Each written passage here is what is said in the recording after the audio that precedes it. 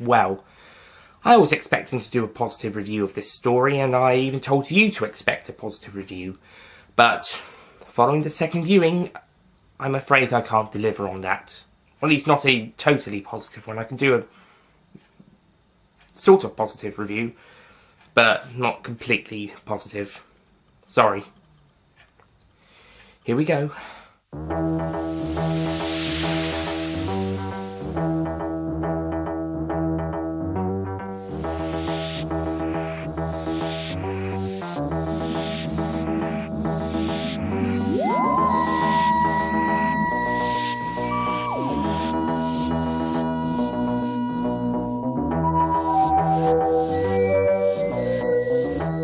Hello ladies and gentlemen, Nick here, and welcome to my review of Doctor Who, The Web Planet, the 13th Doctor Who story in the 5th and midway point of Season 2.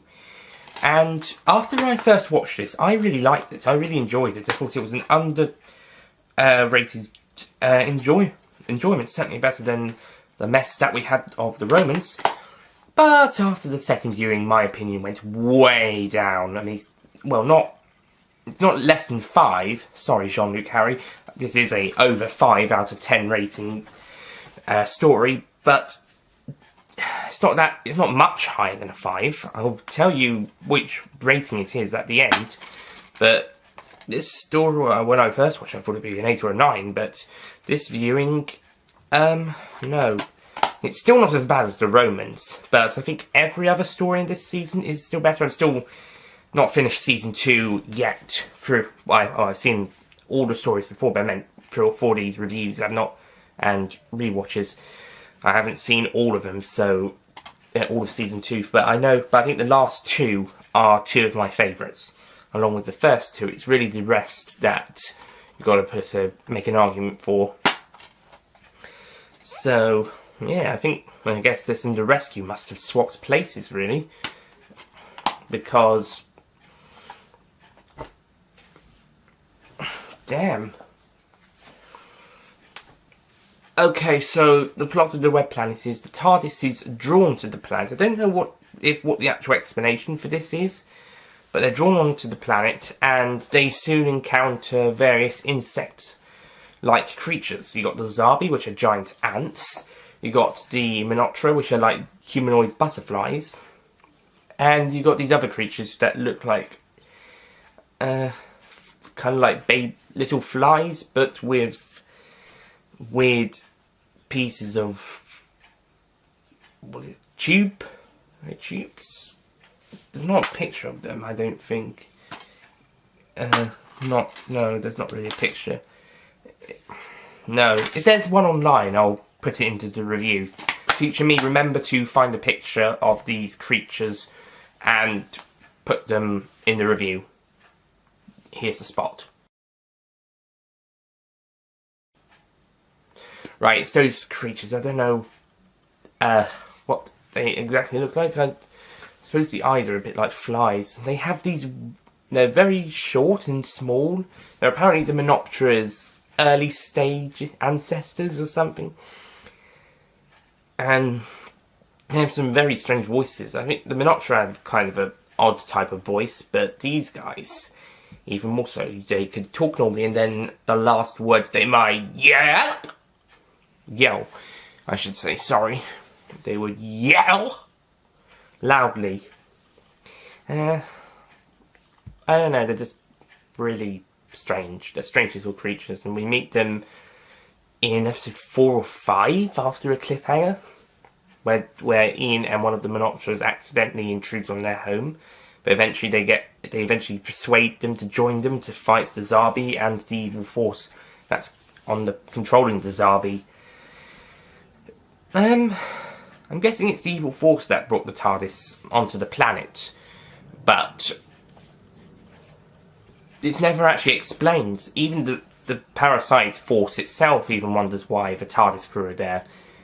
And I don't know, we just don't get an explanation. The TARDIS is free to go afterwards, free to travel back to the Crusades, the Third Crusade in the next story. But why it's here, I don't know. It would have been better if the cliffhanger would have just saw the TARDIS land on the planet and they just decide to go out and explore as per usual, and maybe they find something and then that's the cliffhanger. Or it's just somewhere they've never been and that last shot is of the scanner of outside. So yeah, why the TARDIS has been drawn to the planet is never actually explained. God, and we thought Stephen Moffat was bad at not tying stuff up. This also makes the end of the Romans even worse. Just like the start. God, the Romans gets worse and worse every day. Well, apart from when it got better for a bit. But still, but apart from that.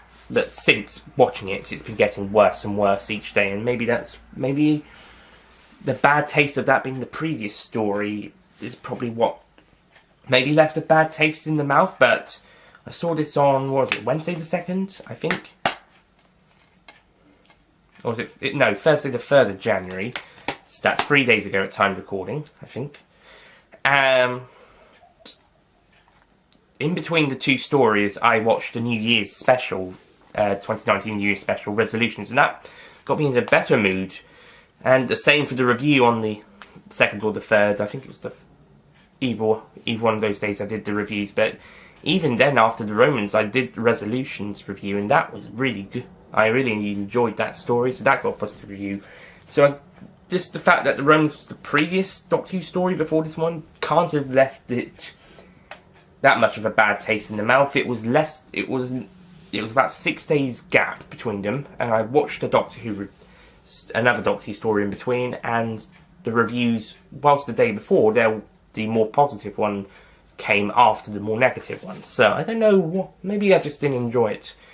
Maybe it's just the story. Something else this story fixes from the Romans is Barbara actually telling Vicky that she got a bracelet from Nero, and that's where she tells Vicky that she and Ian went to Rome, much to Vicky's surprise.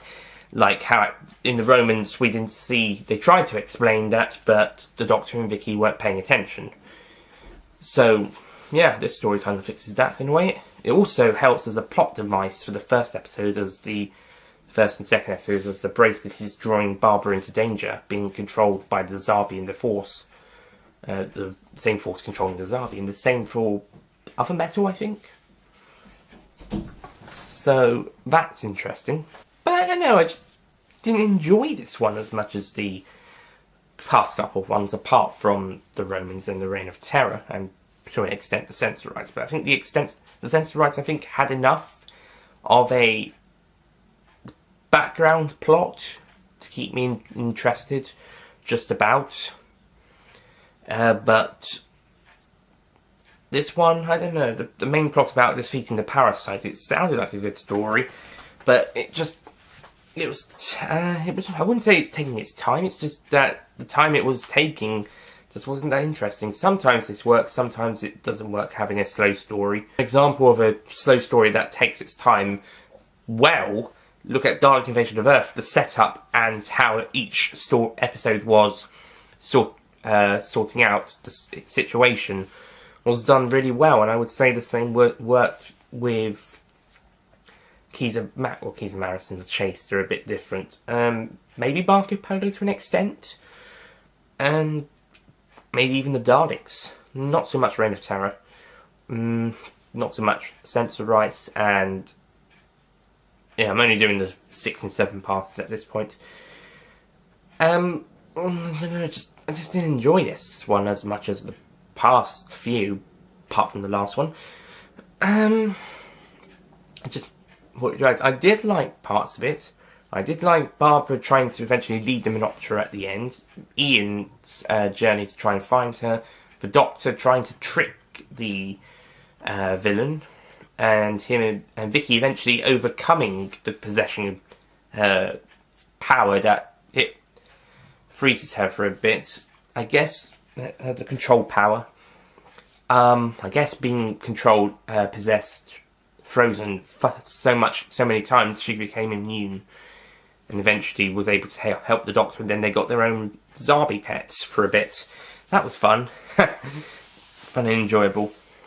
And as for web, there wasn't really much web on the planet. The most was the stuff that got sprayed on the Doctor and Vicky at the end of Part 5, start of Part 6. The way that the villain was defeated was okay. It's just it felt like it was too powerful, and then it was defeated quickly. I think the way it was defeated was fine, but it was done too quickly after it showed so much power. So maybe a little bit more time. Maybe Ian could have been a distraction that would have led to the power being put onto him to kind of hurt him a little bit, whatever it was doing at the end, leading to not so much, quite a bit of power onto him, leads to Barbara having enough strength to fire the shot of her weapon, whatever it was, but I don't know, that wasn't it. So in the end, the Web Planet is okay. It's got some good moments, it's got some good ideas, but it's just not, it's not that great, not really. It's a nice idea, and the Zarbi and the Minotaur are pretty good, despite some funny voices for the Minotaur, but I can look past that. I can look past that. Not so much for the other creatures, because that was a bit, they were quite strange. So overall, the Web Planet gets a 6 out of 10.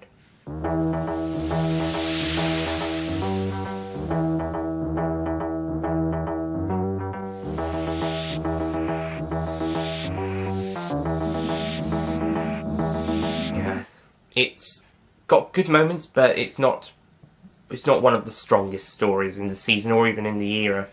I think quite a bit of season 1 was stronger. In fact, most of season 1, almost all of season 1. But still, it's a pretty good story, but it can be a bit of a drag. So, that's the Web Planet. Next time I'll be looking at The Crusade, which is partly missing.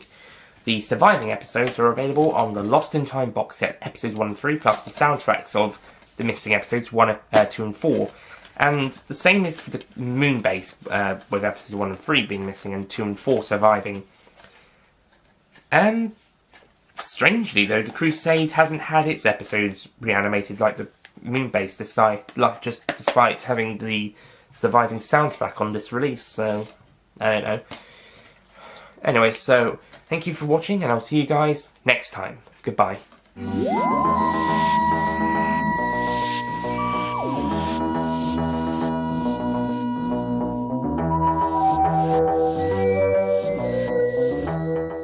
Don't forget to click below to subscribe to the official Nicholas Payne Retro YouTube channel.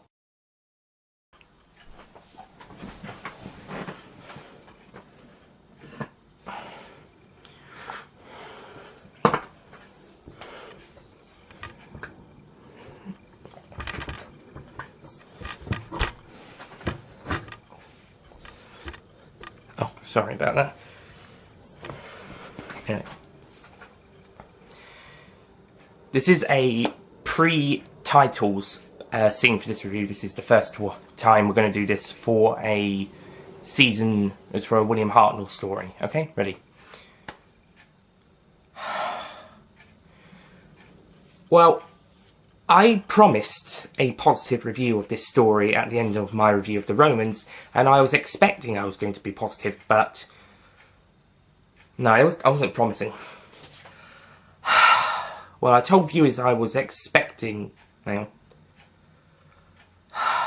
I was expecting to do a positive review, and I even told you fuck me. Well...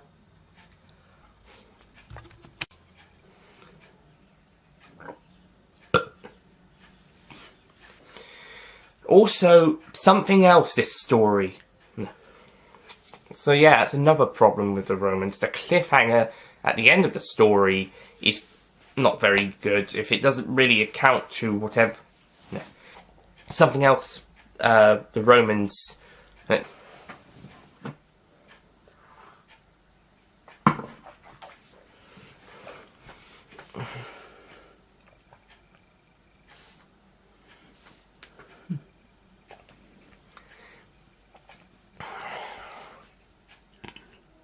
Excuse me.